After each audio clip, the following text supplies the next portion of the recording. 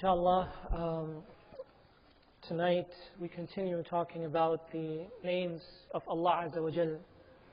And last week we began talking about the two names of Allah, Ar-Rahman and Ar-Rahim. Ar-Rahman and Ar-Rahim.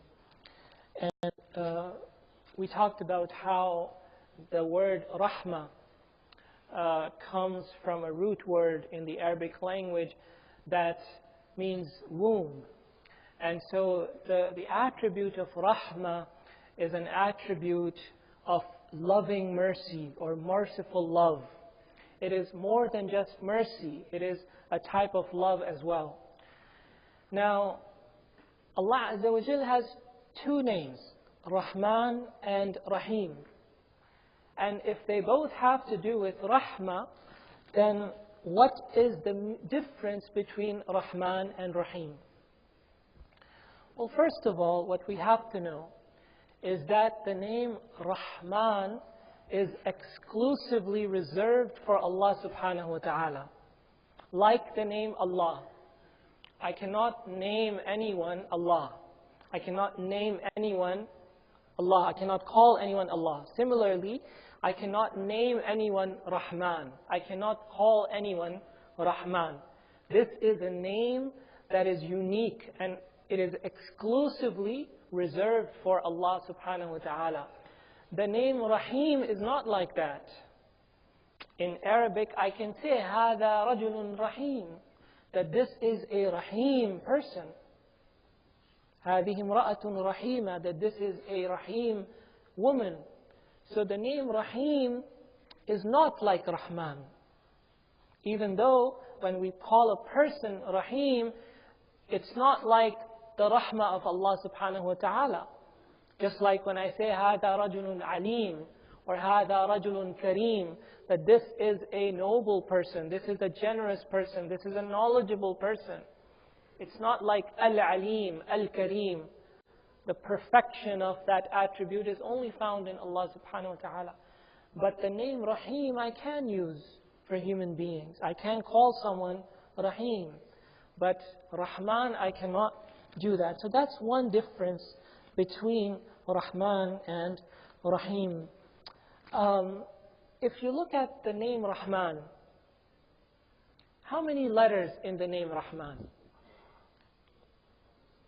How many alphabets in the name Rahman? Let's count with me. Ra, Ha, Mim, Alif, Noon. 5, right? How many letters in Rahim? 4. Ra, Ha, Ya, and Mim. Right? So which one has more letters? Rahman. Now there's a rule in the Arabic language according to which زيادة المبنى تدل على زيادة المعنى. زيادة المبنى تدل على زيادة المعنى. Which means that if there are two words that have the same root, have the same meaning, but one word has more letters and the other word has less letters, they have the same root meaning. One is a longer word, the other one is a shorter word. The word that is longer emphasizes that meaning more than the shorter word. I'll give you an example. We have a word in the Arabic language, alim, which all of you know what that means. It means what? Alim means what? A scholar or a knowledgeable person or a scholar. How many letters in the word alim? 4. We have another word in the Arabic language, allama. Allama means what?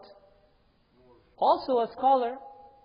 But how many letters in allama?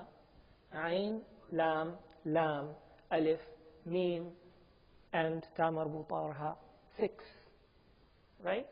And that's why when we want to talk about a scholar who is a great, big, huge scholar, we use the word allama. They both have the same meaning, the same root of ilm.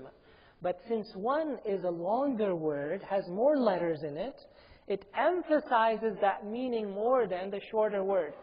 Similarly here in Rahman and Raheem. They both mean the one who has a lot of rahmah.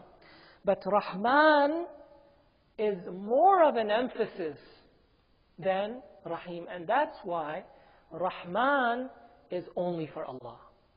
That level of rahmah, that level of emphasis in rahmah is only reserved for Allah subhanahu wa ta'ala. So that's another difference between the name Rahman and Raheem. And since Rahman is a more emphasized form of rahmah, the name Rahman expresses the rahmah of Allah Azza wa Jal for everything. Whereas the name Raheem expresses the rahmah of Allah Azza wa Jal to believers only. وَكَانَ بِالْمُؤْمِنِينَ رَحِيمًا. That when Allah Azza wa Jal uses the name Raheem, He is expressing His attribute of rahmah that is reserved only for the believers. But when He expresses Himself as Rahman, then He is expressing the rahmah that He has for everyone, including believers as well as disbelievers as well as hypocrites. Because like we said last week, for those of you who were here and remember, Allah Azza wa Jal says, وَسِعَتْ رَحْمَتِي كُلَّ شَيْءٍ. That the rahmah of Allah Azza wa Jal encompasses everything. كَتَبَ عَلَى نَفْسِهِ الرَّحْمَةِ. So the rahmah of Allah Azza wa Jal includes even the disbelievers. And when Allah Azza wa Jal is talking about that expression of His rahmah that is inclusive, then He uses the name Rahman. So that's another difference between Rahman and Raheem. Rahman is the one who is merciful to all creatures.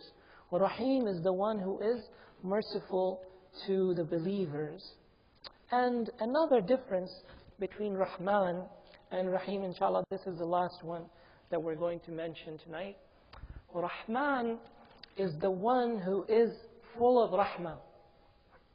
Raheem is the one who dispenses rahmah. Because I can be full of something, but I am in a situation where I cannot express that emotion, where I cannot give that to someone else. I'm full of something, but maybe I'm in a circumstance, maybe there is a tyrant watching over me, that I cannot express that feeling. Allah Azza wa Jal is not just full of rahmah. He's not just Rahman, but He's also Raheem. He's not just full of rahmah, He also dispenses rahmah. And vice versa also. I might show a feeling, but I'm not full of it. I just have a little bit of it. And I show it. So just because I show something, just because I give something, doesn't mean I'm full of it. I might give $100, but maybe that's all I have. Allah Azza wa Jal gives rahmah, but He's also full of rahmah. And so Rahman refers to the fact that Allah Azza wa Jal is full of rahmah. There's plenty of it. And Raheem refers to the fact that Allah Azza wa Jal dispenses it also freely. Rahman and Raheem. Inshallah ta'ala, as time goes by, we'll talk more about these and other names of Allah Azza wa Jal. May Allah Azza wa Jal grant us His special rahmah, and may Allah Azza wa Jal make us among those who show rahmah to each other.